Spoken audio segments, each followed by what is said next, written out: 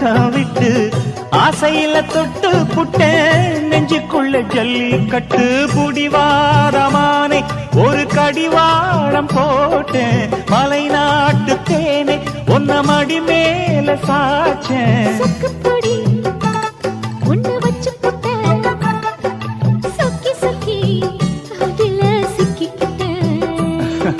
கிச்சிலி சம்பா குத்தி எடுத்தே மொச்ச குழம்பும் வச்சு எடுத்தே ஆமாடி அதுக்காகத்தான்